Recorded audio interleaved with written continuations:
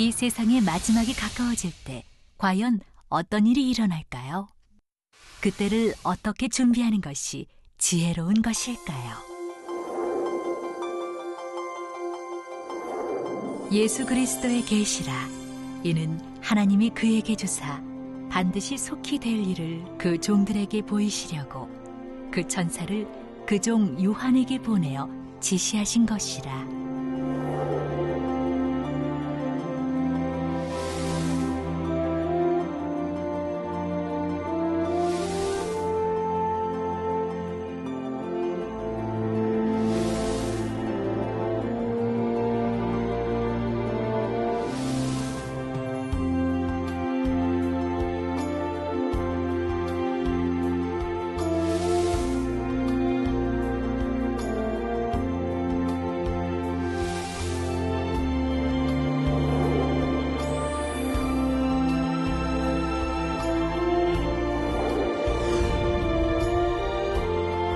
사랑하는 시청자 여러분, 세계적인 보험사 이재룡 목사의 설교를 통해 아버지 하나님의 마음과 뜻을 깨달아 소망과 기쁨 가운데 힘차게 달려가시길 바랍니다.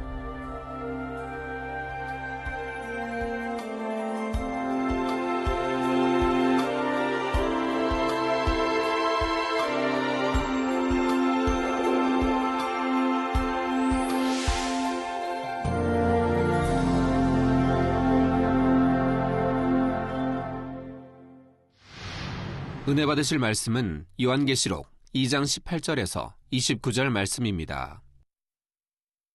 두아디라 교회의 사자에게 편지하기를 그 눈이 불꽃 같고 그 발이 빛난 주석과 같은 하나님의 아들이 가라사대 내가 내 사업과 사랑과 믿음과 섬김과 인내를 아노니 내 나중 행위가 처음 것보다 많도다.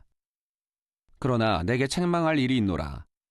자칭 선지자라 하는 여자 이세벨을 내가 용납함이니 그가 내 종들을 가르쳐 꾀어 행음하게 하고 우상의 제물을 먹게 하는도다. 또 내가 그에게 회개할 기회를 주었으되 그 음행을 회개하고자 아니하는도다. 볼지어다 내가 그를 침상에 던질 터이요 또 그로 더불어 간음하는 자들도 만일 그의 행위를 회개치 아니하면 큰 환난 가운데 던지고 또 내가 사망으로 그의 자녀를 죽이리니 모든 교회가 나는 사람의 뜻과 마음을 살피는 자인 줄 알지라. 내가 너희 각 사람의 행위대로 갚아주리라. 두아디라에 남아있어 이 교훈을 받지 아니하고 소위 사단의 깊은 것을 알지 못하는 너희에게 말하노니 다른 짐으로 너희에게 지울 것이 없노라.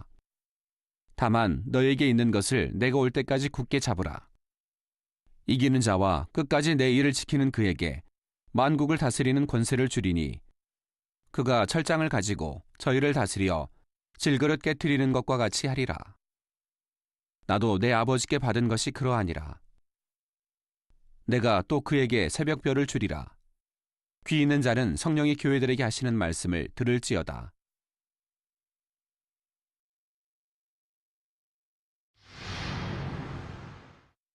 사랑하는 성도 여러분, 시청자 여러분, 지난 시간까지는 주님께서 두아디라 교회에 주신 말씀에 담긴 일반적인 의미를 말씀드렸습니다.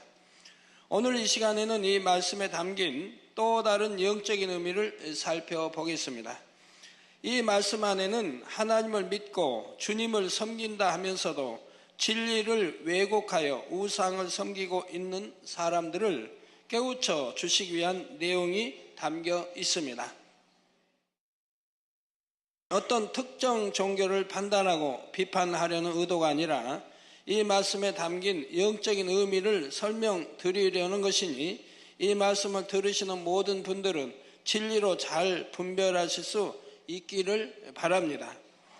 먼저 본문 19절에 내가 내 사업과 사랑과 믿음과 섬김과 인내를 아노니 내 나중 행위가 처음 것보다 많도다 하신 말씀을 일반적으로는 두아디라 교회에 대한 주님의 칭찬으로 설명을 하는데 계시록 강의 17번째 시간에 미리 말씀드렸듯이 이 말씀의 진정한 의미는 칭찬이 아닙니다. 주 안에서의 사업과 사랑과 믿음과 섬김과 인내에 대해 그들의 나중 행위가 처음 것보다 많다는 것은 단지 겉으로 보여지는 행함적인 면에 있어서 많아졌다는 의미일 뿐이지요. 따라서 이 말씀은 칭찬의 의미가 아니라 그들이 겉으로 보이기 위해 행하는 일들이 정녕 진실한 것이었는가를 깨우쳐 주시기 위해 하신 권면의 말씀입니다. 외형적으로는 구제 사업을 비롯하여 여러 가지 선한 사업을 벌이고 있으며 그 규모도 점점 더 커지고는 있지만 그 목적이 과연 어디에 있는가 하는 것이지요. 물론 그들의 선한 사업이 잘못이라는 뜻이 아니라 그렇게 행해 나가는 목적이 사람들에게 자신들의 선한 모습을 보여주며 좋은 이미지로 만들어가기 위한 것은 없었는지 스스로 돌아보기를 원하시는 것입니다. 야고보서 2장 15절에서 17절에 만일 형제나 자매가 헐벗고 일용할 양식이 없는데 너희 중에 누구든지 그에게 이르되 평안히 가라, 더웁게 하라, 배부르게 하라 하며 그 몸에 쓸 것을 주지 아니하면 무슨 이익이 있으리요? 이와 같이 행함이 없는 믿음은 그 자체가 죽은 것이라 말씀한 대로 주 안에서 섬기고 구제하며 선을 베푸는 일들은 분명히 사랑이고 믿음이 있다는 증거이지요. 그런데 문제는 이렇게 행함의 증거만을 가지고는 그것이 참이라고 말할 수 없다는 사실입니다. 요한일서 3장 18절에 보면 자녀들아 우리가 말과 혀로만 사랑하지 말고 오직 행함과 진실함으로 하자는 말씀처럼 말과 혀로만 사랑한다 해서도 안 되지만 행함 역시 반드시 진실함이 동반되어야 하지요. 겉으로는 아무리 크게 주 안에서의 사업을 벌이고 사랑과 믿음과 섬김과 인내의 행함을 내보여도 마음 중심에서 우러나오는 진실한 것이 아니라면 주님께서 원하시는 참은 아니라는 사실입니다. 예를 들어 구제로 섬기는 일도 우리는 이렇게 구제하며 선한 일을 한다. 우리가 하는 일은 옳은 것이다. 이렇게 하는 것이 사랑이며 믿음이다 하며 자기 만족이나 드러내려는 마음으로 행한다면 중심을 보시는 하나님 앞에서는 결코 참된 것이 될 수 없다는 말이지요. 더욱이 자신들의 이미지를 좋게 만들어가기 위해 즉 남들에게 좋게 보여지기 위한 목적으로 이런저런 일들을 행해 나간다면 그것은 자칫 외식이 되어버리고 맙니다. 그리고 이러한 외식적인 행함은 결국 알맹이 없는 신앙으로 변질되고 말지요.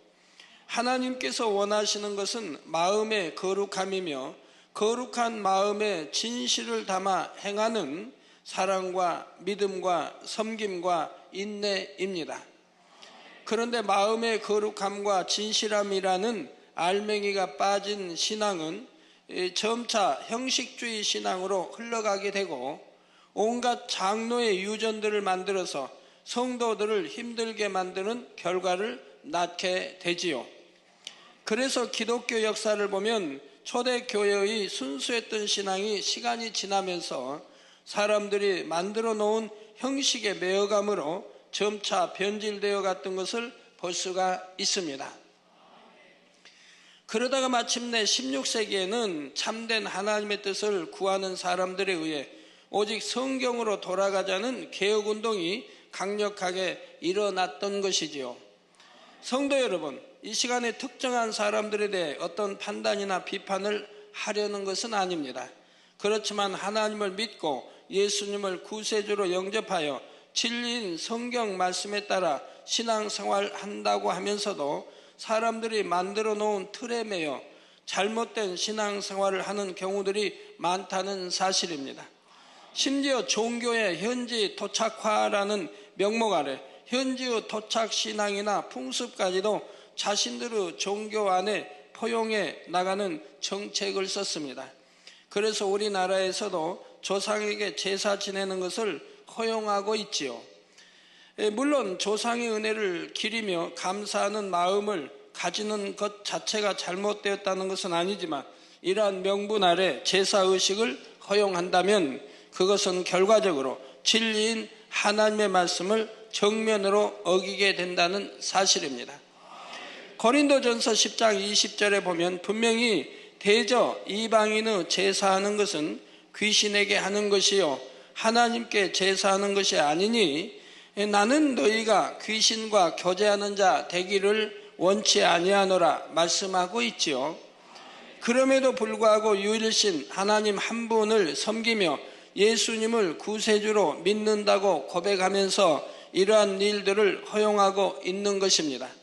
오늘 본문에 보면 자칭 선지자라 하는 여자 이세벨이 나오고 그 여인으로 인해 함께 음행에 동참한 사람들도 나오지요. 바로 이런 것처럼 자칭 선지자라 하는 사람이 잘못된 비진리를 가지고 사람들을 현혹하여 함께 비진리 가운데로 빠져가는 현상들이 오늘날에도 나타나고 있다는 말입니다. 일부러 하나님의 뜻을 거스리려고 한 것이 아니었다 해도 진리를 제대로 알지 못함으로 인해 결과적으로는 하나님의 뜻을 거스리고 하나님을 대적하는 일까지 하고 마는 것이지요.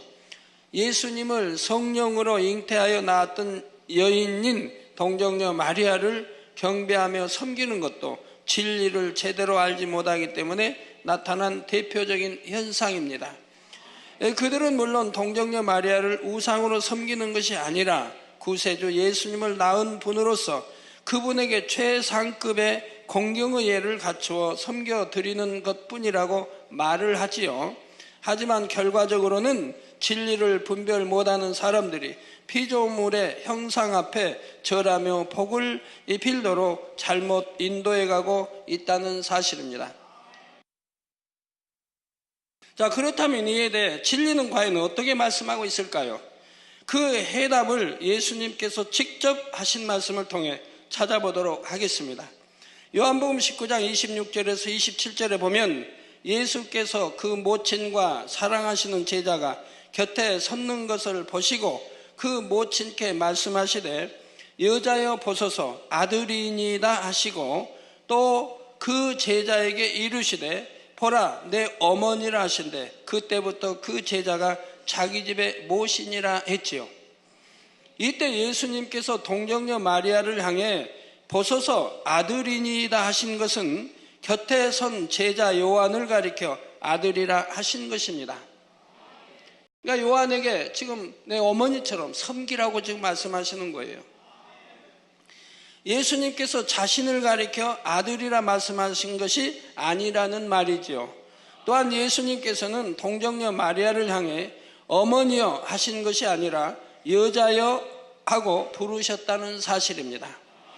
예수님께서 마리아에 대해 공경해 드리려는 마음이 없으셔서 이처럼 여자여라고 부르셨겠습니까? 그럼에도 성경에는 예수님께서 동정녀 마리아를 어머니라 부르신 기록이 없습니다. 요한복음 2장에 예수님께서 물로 포도주를 만드실 때도 예수님께서는 동정녀 마리아를 향해 여자여 나와 무슨 상관이 있나이까 내 때가 아직 이르지 못하였나이다 하시며 여자여 하고 부르셨지요. 어머니라고 부르시질 않았습니다. 성경에 동정녀 마리아를 어머니 또는 모친이라 표현하고 있는 것은 예수님의 입장에서 말씀하신 것이 아니라 성경을 기록한 제자들의 입장에서 그처럼 기록을 하고 있을 뿐입니다. 그러면 제자들이 기록할 때 참 여자여라고 기록할 수 없지 않습니까?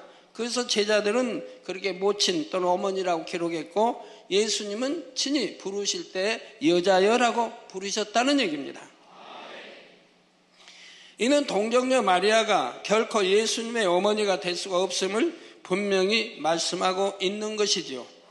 예수님은 아버지 하나님과 근본 하나이시며 삼위일체 하나님 중 한 분이십니다. 그리고 창조주 하나님께는 어머니가 있을 수 없지요. 출애굽기 3장 14절에 보면 하나님께서는 스스로 있는 자라 말씀하셨습니다. 누군가 하나님을 낳은 것도 아니요 하나님을 만들어낸 것도 아닙니다.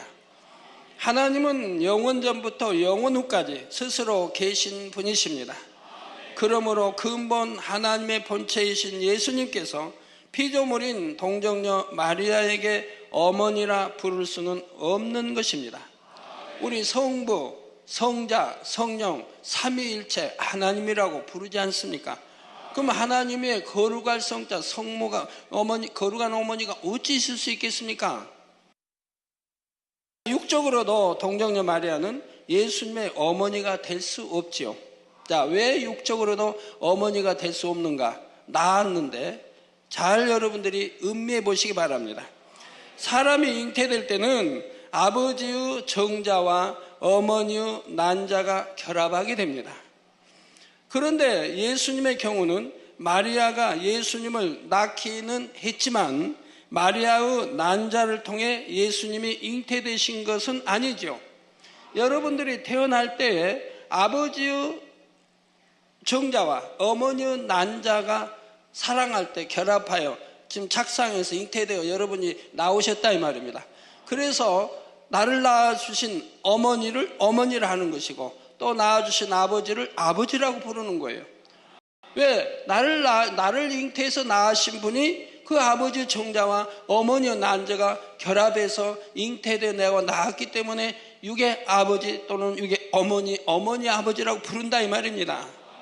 여러분 다 그렇지 않습니까?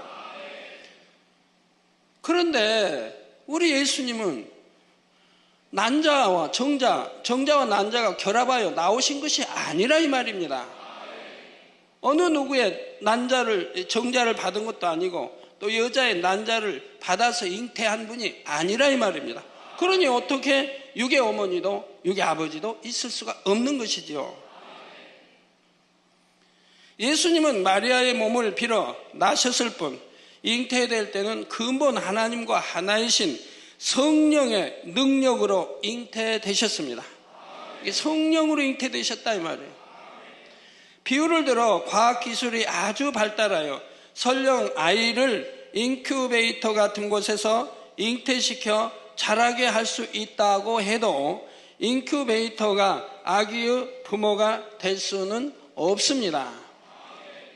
그 아이의 부모는 아이를 잉태하기 위해 정자와 난자를 제공한 사람들이 되는 것이지요.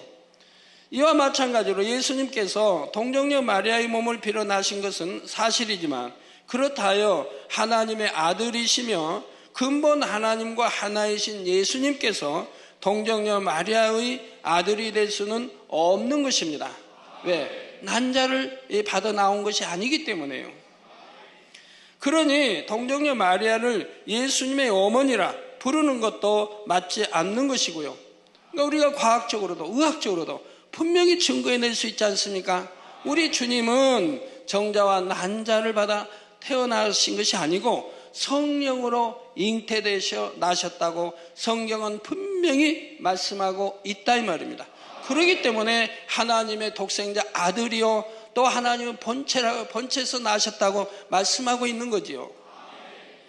진리의 성경은 바로 이러한 사실을 분명히 알 수 있도록 모든 것을 정확하게 기록해 놓고 있습니다. 또한 출애굽기 20장 3절에서 5절 전반절에 보면 너는 나 외에는 다른 신들을 내게 있게 말지니라. 너를 위하여 새긴 우상을 만들지 말고 또 위로 하늘에 있는 것이나 아래로 땅에 있는 것이나 땅 아래 물속에 있는 것에 아무 형상이든지 만들지 말며 그것들에게 절하지 말며 그것들을 섬기지 말라 하셨지요. 이게 절하지도 말고 섬기지도 말라고 했습니다. 스스로 계신 하나님 외에는 어떤 피조물도 그 형상을 만들어 경배해서는 안 되는 것입니다. 하나님께서는 하나님의 자녀들이 스스로 계신 성부, 성자, 성령 하나님만을 섬기며 경배하기를 원하시지요. 따라서 이러한 진리에 비춰보면 사람의 생각 가운데 만들어 놓은 잘못된 틀로 인해 결과적으로는 하나님의 뜻을 거스리고 하나님의 계명을 어기고 있다는 사실을 하루빨리 깨닫고 돌이켜야 하지 않겠는지요? 그러지 않으면 점점 더 하나님의 말씀에서 멀어지고 하나님의 은혜에서 멀어질 수밖에 없습니다. 결국 사단의 송사거리만 만들어주게 되지요. 마음에서는 우상을 섬기려는 것이 아니었고 실제로는 진리를 잘 몰라서 그런 것이라 할지라도 결과적으로는 하나님의 뜻을 어기고 우상을 섬긴 것이 되기 때문에 그렇게 계속해서 진리를 어기게 되면 하나님의 은혜도 성령의 도우심도 받을 수 없고 점차 사단의 주관 아래로 빠져들게 됩니다. 그래서 하나님께서는 이러한 사람들에게도 어찌하든 은혜의 기회를 주시기 위해 이 마지막 때 성령의 불같은 역사 가운데 하나님의 뜻을 바르게 전할 수 있는 길을 예비해 두셨지요. 선한 마음 가운데 하나님을 사랑하며 진리를 쫓기 원하는 사람들은 참된 진리의 말씀을 듣고 따르는 증거를 보았을 때 자신의 잘못을 깨닫고 참이 무엇인지를 인정하게 된다는 사실입니다.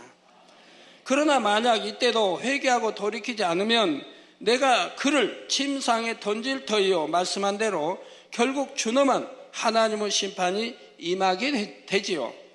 성도 여러분, 지금 동정녀 마리아를 경배하며 잘못 섬기고 있는 분야에 대해서 간단히 설명했지만 사실 다른 여러 분야에서도 진리에 입에대는 모습들을 찾아볼 수가 있습니다. 예를 들어 술과 담배 자체가 악은 아니지만 그로 인해 발생되어지는 수많은 죄악을 생각하면 하나님의 자녀로서 어떻게 해야 할지를 진리로 분별해 볼 수가 있지요. 예를 들어 담배는 우리 몸에 또 해가 되지 않습니까? 여러 가지 암을 비롯하여 병들을 유발시킵니다. 몸에 해가 되죠. 또 술은 이제 취함으로 인해서 내 내 행동이 나오질 않냐고 잘못된 행동 언어가 나오는 걸 볼 수가 있습니다.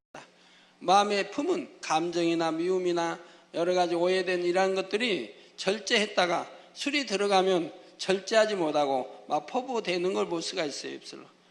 온갖 그래서 합당하지 못한 말이 나오고 합당하지 못한 행동들이 나와요. 그러면 이렇게 취하게 되면 그리스도의 이렇게 하나님의 아들, 딸로 자녀로서의 그런 참 본이 되는 그런 행동 말이 나올 수가 없지요. 오히려 하나님께 영광을 돌리게 되지요. 술이나 담배 자체가 죄는 아닙니다. 악은 아닙니다. 나 그러한 것으로 인해 그런 나쁜 행동들이 나오게 만드는 근원이 되기 때문에 못하게 하는 거죠. 그리고 몸에 또 해롭기 때문에 못하게 하는 거죠. 하나님의 사람들은 성령 술에 취해서 신앙생활을 해 나가야 하는데 세상의 육적인 술에 취해 세상 사람들과 똑같이 죄악을 행하면서도 하나님을 사랑한다 말한다면 그 말이 과연 진실한 것이겠는지요? 또한 예수님께서 십자가에 달려 운명하실 때 성소 휘장이 위로부터 아래로 찢어짐으로써 하나님과 우리 사이에 막힌 죄의담이 허물어졌음을 나타내 주셨습니다. 이제는 주님의 보혈로 죄사함을 받고 하나님을 아버지라 부를 수 있는 하나님의 자녀가 되었지요. 그런데도 예수님께서 십자가 지시기 전에 우리가 아직 죄인 되었을 때 직접 하나님 앞에 나갈 수 없었을 때처럼 여전히 자신의 죄를 다른 사람, 즉 대리인을 통해 하나님께 대신 고해서 사함받을 수 있다고 말한다면 주님께서 이것을 얼마나 안타까워 하시겠습니까? 예수님께서 십자가 지신 이후에 신약에 와서 누군가 그렇게 대신 죄를 고하고 사함을 받도록 가르친 사도나 주님의 제자가 있었습니까? 우리 주님도 그렇게 가르치지 아니하셨고요. 하나님 앞에 직접 기도하도록 주 기도문도 가르쳐 주셨고요. 또 주님도 또 제자도 함께 직접 하나님께 기도하도록 가르치지 않으셨습니까? 겟세마네 동산에서도 제자들 데려가셨습니다. 그리고 깨어 기도하라고 했습니다. 누구에게 기도하라고 했습니까? 하나님께 하라고 한 것이죠. 더욱이 사람이 단지 입술로 당신의 죄가 사해졌습니다 말한다 해서 그것을 하나님께서도 인정하시는 것이 아니죠. 그러니 사람이 어떻게 그렇게 죄사함을 줄 수 있습니까? 죄를 고백하면 대신 기도해서 죄사함이 됐다고요? 죄라고 하는 것은 내 마음에서 돌이켰을 때, 내 행함에서 돌이켰을 때 그게 죄가 사해지는 것이고 하는 것이지, 여전히 죄를 짓고 있는데, 내 마음에 여전히 죄가 있는데, 미움이 있는데, 간음이 있는데, 도적질할 마음이 있고 혈기가 있는데 그냥 입술로 고했다고 해서 죄사함이 되느냐 이 말입니다. 말도 되지 않지 않습니까? 대신 다른 사람을 위해 중보의 기도를 올려줄 수는 있지만 그 기도를 들으시고 죄를 사해 주시는 분은 하나님 뿐이시라는 사실입니다. 그러면 어떤 분은 요한복음 20장 23절에 부활하신 주님께서 제자들에게 나타나 너희가 네 죄든지 사하면 사하여질 것이요 네 죄든지 그대로 두면 그대로 있으리라 말씀하신 것은 무엇입니까? 물으실 수가 있지요. 물론 이 말씀대로 예수님의 제자 베드로 사도의 경우는 그가 성령을 속이려 했던 아나니아와 삽비라를 저주하자 그들의 혼이 떠났던 것을 볼 수가 있습니다.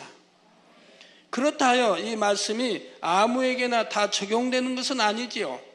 그만큼 하나님과 주님과 하나 되어서 하나님의 사랑과 보장을 받는 사람이어야 합니다. 그런 사람이 저주했을 때 저주가 임하는데 그것도 저주를 받을 그런 행동이 있었을 때 저주가 임하는 거지. 선한 사람, 하나님 사랑하고 주님 사랑하고 선한 사람에게 저주하면 그 저주가 임합니까? 임하지 않습니다. 아나니와 삽비라는 지금 베드로를 속였다 이 말입니다. 그런데 성령을 속였다고 나오죠. 지금 베드로는 권능이 있는 하나님의 사도요, 제자요. 또 성령, 이 권능은 성령이 행하시는 것이라 이 말입니다.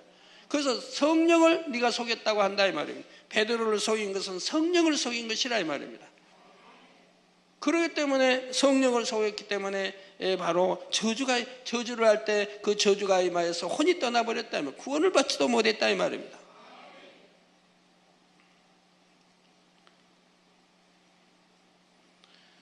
그 아무의 저주나 임하는 게 아닙니다. 하나님과 주님과 하나 되어서 하나님의 사랑과 보장을 받는 사람의 입술의 말이 바로 그 말이 임하게 되는 것이라 이 말입니다. 그래서 엘리사가 저주하니 암콤이 나와서 그 많은 아이들을 찢어 죽이지 않습니까? 그건 권능의 하나님의 선지자이지요. 그러나 그 선지자는 그로 인해서 결국 성경에 어떤 선지자가 병들어 죽었다고 나옵니까? 그러나 그 선지자만은 예외였습니다. 왜요? 아무리 하나님의 이런 권능이 있다고 해도 행할 게 있고 행하지 않을 것이 있습니다. 아무리 조롱하고 계속 성 안에서부터 계속 많은 그 아이들이, 수십 명의 아이들이 지금 조롱하면서 지금 엘리야를 따라 나옵니다. 성 밖까지 계속해. 그러니까 엘리야가 더 이상 참지 못해 저주해버리니까 암콤이 나와 아이들을 찢어 주겠다 이 말입니다. 그렇지만 참았어야죠. 그리 못함으로 인해서 엘리사는 그냥 결국 병들어 이렇게 되는 것을 볼 수가 있죠. 자, 그렇다요. 이런 사람이 기도해주면 무조건 죄가 사함을 받는다는 의미도 아니지요. 의인의 강구는 역사하는 힘이 많다는 말씀처럼 이렇게 하나님의 사랑받고 보장받는 사람의 기도는 그만큼 하나님의 긍휼과 자비를 끌어내릴 수가 있지만 그렇다 해도 결국 죄사함의 열쇠는 본인에게 달려있다는 사실입니다. 요한일서 1장 7절에 저가 빛 가운데 계신 것 같이, 즉 하나님이, 우리 주님이 빛 가운데 계신 것 같이 우리도 빛 가운데 행하면 우리가 서로 사귐이 있고, 우리도 빛 가운데, 즉 진리 가운데, 성 가운데 이렇게 행하면 우리가 서로 사귐이 있다. 즉 하나님 고리사에 사귐이 있다. 즉 하나님 사랑해요 하면 하나님도 그래 너는 나를 사랑한다. 하나님 믿습니다. 주님 믿습니다. 그러면 그래 너 믿는 것을 내가 안다.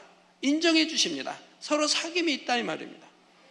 그래서 우리도 빛 가운데 행하면 우리가 서로 사귐이 있고 그 아들 예수의 피가 우리를 모든 죄에서 깨끗하게 하실 것이라고 말씀한 대로 우리가 빛 가운데 행하니 말씀 안에 사니까 그 아들 예수의 피가 우리 죄를 깨끗하게 해주신다고 했다 이 말입니다. 말씀대로 살지도 않는데 죄악 중에 사는데 비진리 가운데 사는데도 우리 주님의 보혈의 피가 우리를 씻어준다 하지 않았습니다. 그러니까 믿습니다 한다고 해서 죄가 사함받는다고 성경은 절대 한 적이 없습니다. 설령 어떤 죄를 범했다 할지라도 이제는 철저히 회개하고 돌이켜서 빛 가운데 행해 나갈 때라야 예수님의 보혈로 모든 죄를 사함받게 되는 것이죠. 본인이 여전히 회개하여 돌이키지 않으며 어둠 가운데 거하고 있다면 이때는 아무리 하나님의 사랑받고 보장받는 사람이 대신 하나님 앞에 기도해 주어도 하나님께서 용서해 주실 수가 없는 것입니다. 공의에 전혀 맞지가 않기 때문이죠. 그렇게 해서 용서가 된다면 사람들이 아무렇게나 살면서 죄를 짓다가 하나님의 사람 앞에 나와 기도해 달라고 할 것이고 그래서 죄를 용서받으면 또 나가서 죄를 짓고 살지 않겠습니까? 이것이 어찌 공의겠고 참된 인간 경작이겠습니까? 따라서 하나님의 사랑받고 보장받는 사람이 대신 하나님께 중보의 기도를 올려줄 때라도 반드시 먼저 본인이 철저히 회개하고 돌이켜야 하지요. 그럴 때는 설령 너무나 용서받기 힘든 죄를 할지라도 그래서 본인의 기도만으로는 용서받기 힘든 경우라도 하나님께서 사랑하시고 보장하시는 사람을 보시고 긍휼히 여겨주실 수가 있는 것입니다. 앞으로는 지시를 통해서 우리나라뿐 아니라 전 세계 이제 방송으로 완전히 나가 청취할 수 있을 그때가 되면 저는 이러한 사실들을 담대하게 선포하게 됩니다. 누구나 들을 수 있도록 담대하게 선포하게 될 거예요. 그러면 듣고 깨닫고 회개하고 돌이키면 감사하겠고 그러지 못하고 이제 대적이 오는 사람들이 있지 않겠습니까? 어딘지 여러분 아실 거예요. 또 유럽 쪽에서도 그런 것이고요. 그러나 우리는 분명히 여러분 말씀한 대로 여러분이 들으시면 바로 이해가 될 겁니다. 무엇이 참인지, 뭐가 것인지, 뭐가 진실인지, 아닌지, 뭐가 진리인지, 비진리인지를 여러분들은 아실 것이라 이 말입니다.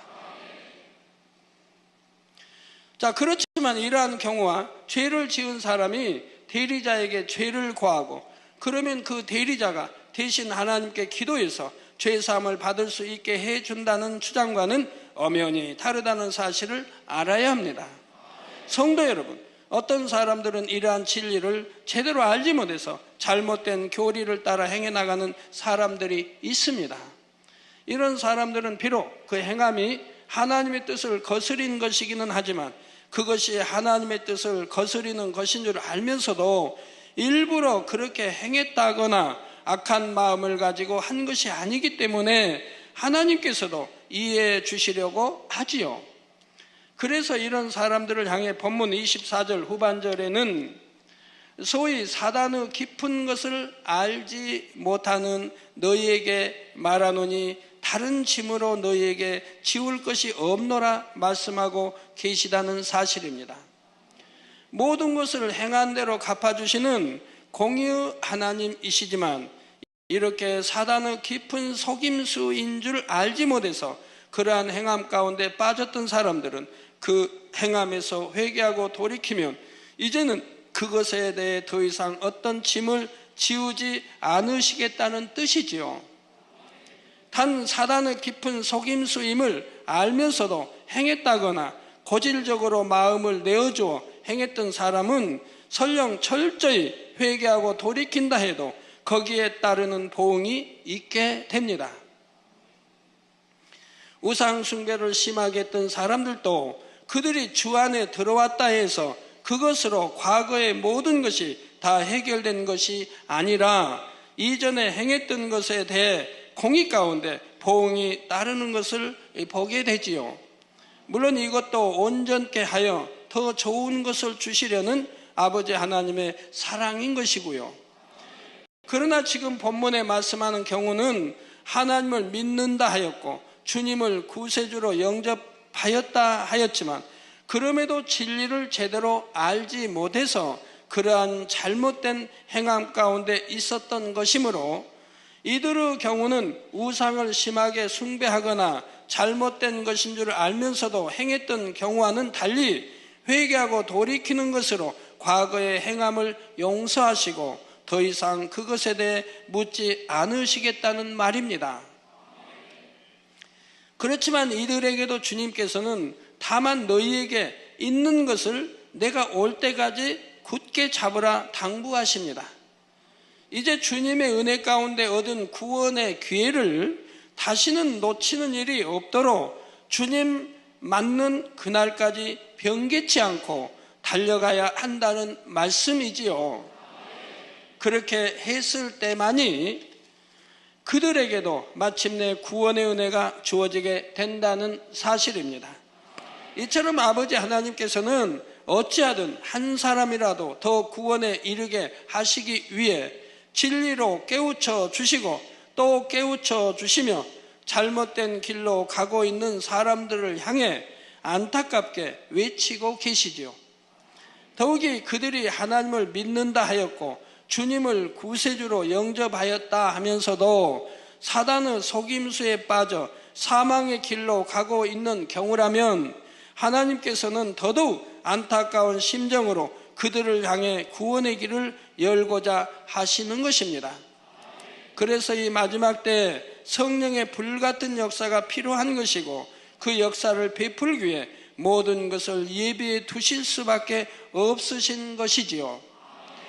이제 다음 시간부터는 주님으로부터 내가 살았다 하는 이름은 가졌으나 죽은 자로다 라는 말씀을 들었던 사대교회에 대해 살펴보겠습니다.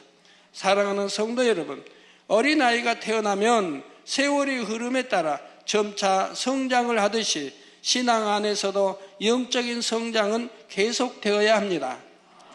그런데 영적인 성장이라는 것이 단지 겉으로 보여지는 행함적인 면만을 의미하는 것은 아니지요. 물론 신앙이 성장할수록 겉으로 보여지는 행함도 날이 갈수록 더해져야겠지만 아버지 하나님께서 진정 원하시는 영적인 성장은 바로 마음의 성결을 이루어가는 것입니다.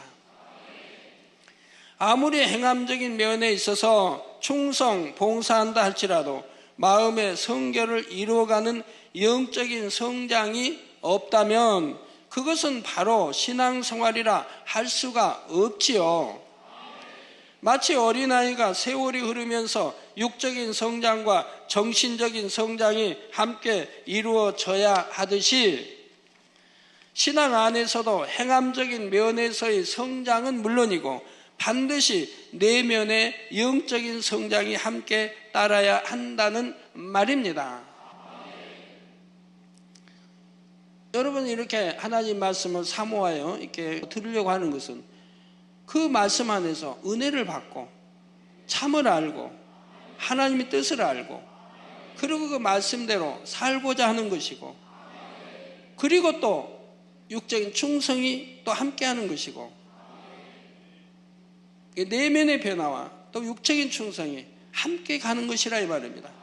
근데 여러분이 이제 이렇게 와서 말씀만 듣고 한 귀로 듣고 흘러버리고 늘으면서 오늘 시간 하나님께 드렸다, 오늘 또 드리고 다음 주도 드리고 그래서 하늘나라에 상급을 많이 쌓았다고 할까요?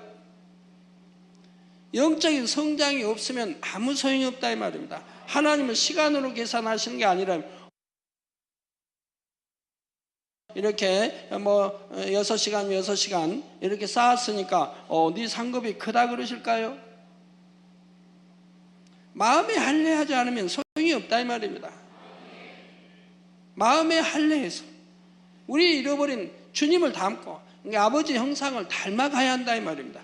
그래서 영으로 하나님 아버지가 영이시니 나도 영으로 들어가야 되고 온 영으로 이루라 했으니 온 영으로 들어가야 된다면 이렇게 하면서 여러분이 충성하는 것, 이것이 곧 하나님이 원하시는 인간 경작하시는 뜻이라 이 말입니다. 근데 내면은 변하지 않고 내면은 여전히 세상 사람과 다름이 없고 악은 악대로 있고 비진리는 비진리대로 있고, 그러면서 내가 충성한다고 해야 아무 소용이 없다 이 말이에요. 자, 그렇지 못할 때 바로 신앙의 영적인 정체 현상이 나타나면서 이런저런 문제들이 생겨나기도 하는 것이지요. 여러분 마음에 할례하면서 열심히 악은 모양이라도 버리고 기도하며 진리로 변해가는 사람들은 아주 기쁘고 항상 감사하고, 그러면 얼굴에 빛이 나지 않습니까? 얼굴에도 빛이 나고 얼굴이 행복해 보이고 다른 사람이 봐도 참 은혜로운 얼굴로 이렇게 바뀌어가는 것을 봅니다. 그러나 마음에 할례하지 않으면 10년이 돼도 20년이 돼도 예전 모습 그대로인 것이라 이 말입니다. 오히려 세월이 흘렀으니 더 얼굴은 더 험악해질 것이고요, 은혜로운 얼굴이 아니라 더 험악한 얼굴로 변한다 이 말이에요. 자, 어떤 질병이 오고 가정에 문제가 생기며 이런저런 어려움을 겪게 되는 이유는 물론 하나님과의 사이에 죄의담으로 인한 경우가 대부분이지만 때로는 신앙의 정체 현상으로 인해 오는 경우들도 있습니다. 욥도 바로 행함적인 신앙의 차원에 머물러 하나님께서 진정 원하시는 영적인 신앙으로 발전하지 못한 채 정체되어 있을 때 하나님께서는 그에게 연단을 허락하셔서 그가 마침내는 영적인 신앙 안으로 들어올 수 있도록 인도해 가셨지요. 그럼 여러분이 욥기를 읽어보시면 욥과 그 친구들과 대화하는 장면이 나오죠. 하나하나가 다 상대를 정죄합니다. 욥의 친구들은 욥 네가 죄인이고 네가 잘못했고 너는 악한 자고 너는 죄인이고 정죄를 해요. 욥은 또 욥대로 친구들을 정죄하고 서로 정죄합니다. 자기는 잘났고 자기는 하나님의 뜻을 알고 자기는 똑똑하고 자기는 선한 자고 상대는 악한 자고 서로가 정죄해 나갑니다. 그러면서 그들의 마음이 낱낱이 회부가 됩니다. 욥기에 이제 여기 읽어보시면 그들의 마음이 낱낱이 회부가 돼요. 얼마나 사람이 악한지 그 육적인 그 마음들이 전부 낱낱이 회부가 되는 거예요. 그러면서 여러분 읽어보시면 자기를 발견하게 되는 거예요. 자기를. 나도 바로 이런 사람이구나. 나도 바로 이런 사람이구나. 상대를 지적하고 상대를 정죄하고 판단하고 시기하고 질투하고 이것이 곧 내 마음이구나. 욥의 마음이 아니라 내 마음이구나. 욥의 친구들의 마음이 아니라 내 마음이구나. 내가 이렇게 악한 자구나 하는 것을 깨닫게 됩니다. 그걸 읽으면서 회개해 나가면 욥기 한 권 읽었을 때 여러분 얼마나 성결로 들어가겠습니까? 즉시 버려나가면 그러면 한밤이면 읽을 텐데 한 이틀 잡고요. 한 이틀이면 읽을 텐데 이틀 만에 여러분 얼마나 성결로 많이 들어가겠어요? 그래서 책이 있어야 한다니까요. 신앙 안에서도 행함적인 면에서의 성장은 물론이고 반드시 내면의 영적인 성장이 함께 따라야 한다는 말입니다. 그렇지 못할 때 바로 신앙의 영적인 정체 현상이 나타나서 이런저런 문제들이 생겨나고요. 어떤 질병이 오고 가정에 문제가 생기며 이런저런 어려움을 겪게 되는 이유는 물론 하나님과의 사이에 죄의 담으로 인한 경우가 대부분이지만 때로는 신앙의 정체 현상으로 인해 오는 경우들도 있습니다. 욥기의 욥도 바로 행함적인 신앙의 차원에 머물러 하나님께서 진정 원하시는 영적인 신앙으로 발전하지 못한 채 정체되어 있을 때에 하나님께서는 그에게 연단을 허락하셔서 그가 마침내는 영적인 신앙 안으로 들어올 수 있도록 인도해 가셨지요. 여러분 역사를 아주 오래전 2000년 전, 1000년 전에도 역사를 쭉 더듬어 보면 우리나라 역사도 그렇고 중국의 역사를 이렇게 더듬어 보면 선하게 살았던 사람들이에요. 이름 있는 재상이든 나오면 우리가 알지 않습니까? 정말 선하게 그 당시 예수가 우리 구세인 줄 몰라도 선하게 살았던 사람들은 다 신을 인정하는 걸 봐요. 신을 인정해요. 그리고 선하게 살아요. 그런 사람들은 다 장수한 것을 봐요. 병들어 죽었다든가 그런 게 없어요. 옛날에 약도 없고 병원도 없을 때도, 우리나라 옛날에 약도 없고 병원 없을 때도 그런 분들은, 그렇게 선했던 분들은 다 장수했다 이 말입니다. 뭐 70살, 80살 이렇게 사셨다 이 말이에요. 약도 없고 병원도 없을 때도. 오늘날도 마찬가지 아닙니까? 여러분들이 정녕 하나님 말씀 안에 살면 건강하게 살 수 있지 않습니까? 하나님이 더군다나 지켜주시니 오늘날같이 이렇게 공기 오염되고 질병 많은 이런 곳에도 하나님이 지켜주시니 오염되지 않냐고 건강하게 살 수 있는 것을 보게 된다 이 말입니다. 그러므로 여러분도 이러한 사실을 잘 깨달아서 하나님 앞에 어떠한 죄의담도 없어야 하는 것은 물론이고, 신앙의 영적인 정체가 없이 날마다 성장을 이루어 나가는 충만한 신앙생활을 하실 수 있기를 바랍니다. 그래서 에베소서 4장 13절에 우리가 다 하나님의 아들을 믿는 것과 아는 일에 하나가 되어 온전한 사람을 이루어 그리스도의 장성한 분량이 충만한 데까지 이르리니 하신 말씀처럼 여러분의 신앙이 신속히 성장하여 영으로, 온영으로 이루어 나오시기를 주님의 이름으로 축원합니다. 말씀 상고하시면서 통성으로 다 같이 기도하시겠습니다. 할렐루야. 주님, 은혜와 사랑에 감사를 드립니다. 아버지, 오늘 또 들은 말씀이 믿음이 되고 생명이 되게 축복해 주옵소서. 아버지, 계시록 말씀을 통해서 또 자기를 발견하고 또 잘못된 장로 유전과 아버지 잘못 신앙생활이 되지 않도록 항상 깨어있게 하시고 바로 알고 바로 깨우쳐 양식 삼아서 행해나갈 수 있는 우리 성도님들이 되게 도와주시기를 원합니다. 주여 감사합니다. 우리 주 예수 그리스도 이름으로 기도하옵나이다. 아멘.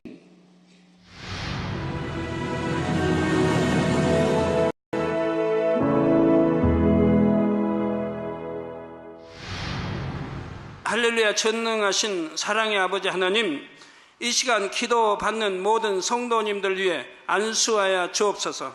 GCN 방송 시청자들이 인터넷과 화상을 통해 기도받는 지교회와 지성전 그리고 전세계 하나님의 자녀들 위에도 시공간을 초월하여 역사하여 주시기를 원합니다. 믿어지는 믿음을 주시고 부정적인 생각과 의심의 세력을 물리쳐 주옵시며 모든 시험 환난도 물리쳐 주옵소서. 머리부터 발끝까지 오장육부 뼈 마디마디 온몸의 신경 조직 세포 등 아픈 곳마다 성령의 불로 태우시고 근본의 빛으로 역사하여 주옵소서. 예수 그리스도의 이름으로 명하노니 원수마귀 사단 모든 질병 균 연약함아 물러가라. 빛이 여임하라. 모든 불치 난치병도 성령의 불로 태워 깨끗하게 역사하여 주옵소서. 말라리아를 비롯한 모든 풍토병도 물리쳐 주옵소서. 깨끗함을 입을지어다. 감기, 기침, 열, 몸살, 독감 등 각종 유행성 질병도 다 물러가라. 어떠한 유행성 질병 균도 틈타지 않게 지켜 주옵소서.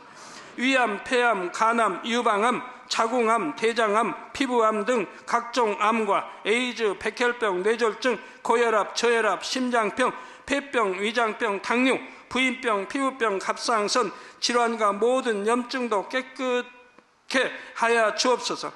소아마비, 중풍, 관절염, 디스크도 온전케 하여 주옵소서. 요통, 두통, 신경통을 비롯한 모든 통증은 사라질지어다. 간질, 자폐증, 우울증, 조울증, 노이로제 등 모든 정신질환도 물러가라. 모든 마비된 것도 풀어지고 일어나 걷고 뛸지어다.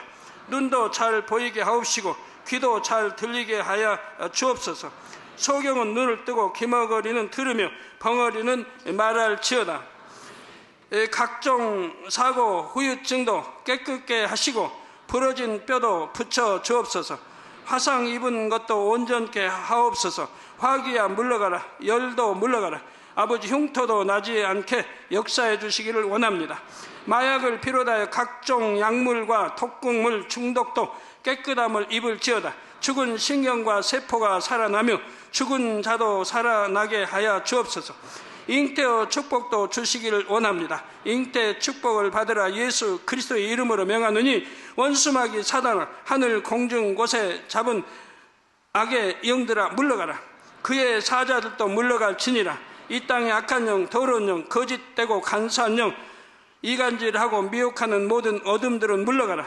모든 흉악의 결박을 풀고 어둠아 물러가라. 빛이여 임하라. 아버지 하나님, 부르짖어 기도할 수 있는 능력을 주시고 죄를 버리고 성결될 수 있는 능력을 주옵소서. 영혼이 잘됨같이 범사에 잘되게 하시고 가정의 복음화도 이루어 주시기를 원합니다. 한 주간도 모든 사고와 재앙으로부터 지켜주시고 불통이 없는 형통한 삶을 살 수 있도록 축복해 주옵소서. 성령의 불담으로 천군 천사와 주님의 불꽃 같은 눈동자로 모든 하나님의 자녀들과 가정, 일터, 사업터를 지켜주시기를 원합니다. 학생들에게 지와 명철을 더하시고 공부도 할 수 있는 뜨거운 마음과 열정도 더하여 주옵소서. 마음과 생각을 세상에 빼앗기지 않도록 지키시고 하나님을 뜨겁게 사랑하는 학생들로 축복하여 주옵소서. 하나님의 자녀들이 먹으나 마시나 입으나 무엇을 하든지 하나님 앞에 영광 돌리는 삶이 되게 축복하여 주시기를 원합니다. 나는 하나님을 만났노라, 체험했노라, 응답 받았노라, 축복 받았노라, 간증하는 입술이 되게 역사하여 주옵소서. 아버지 하나님 감사합니다. 홀로 영광 받으옵소서.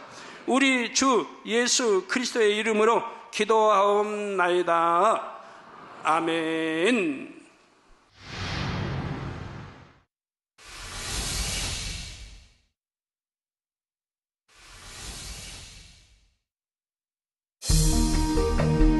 이 세상의 마지막이 가까워질 때 과연 어떤 일이 일어날까요?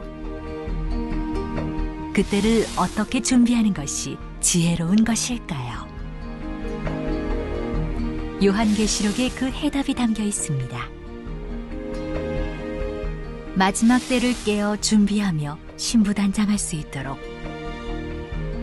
마지막 때에 속히 되어질 일에 대해 세세히 기록한 요한계시록.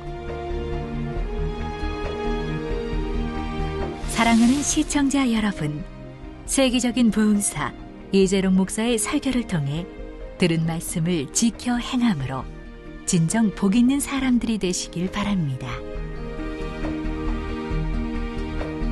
오늘 말씀 본문을 통해 여러분을 향한 하나님의 뜻을 묵상해 보시겠습니다.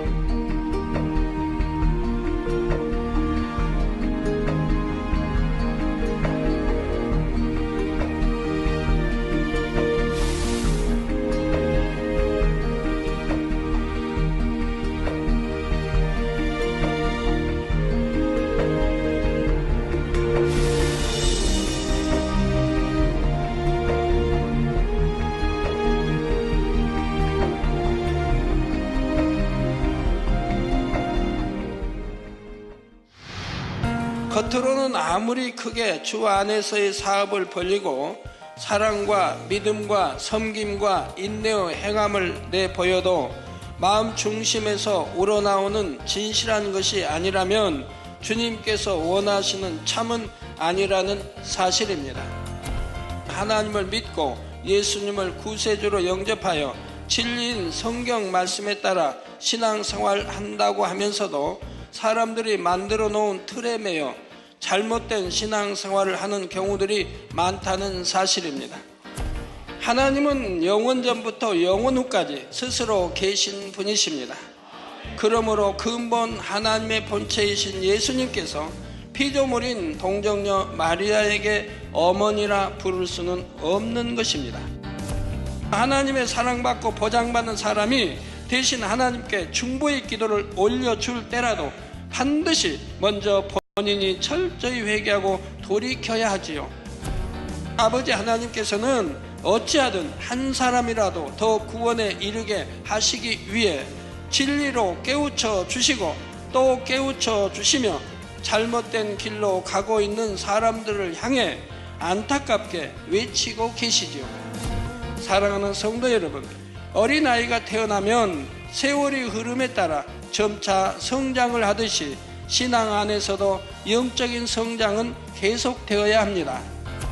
어떤 질병이 오고 가정에 문제가 생기며 이런저런 어려움을 겪게 되는 이유는 물론 하나님과의 사이에 죄의담으로 인한 경우가 대부분이지만 때로는 신앙의 정체 현상으로 인해 오는 경우들도 있습니다. 신앙 안에서도 행함적인 면에서의 성장은 물론이고 반드시 내면의 영적인 성장이 함께 따라야 한다는 말입니다.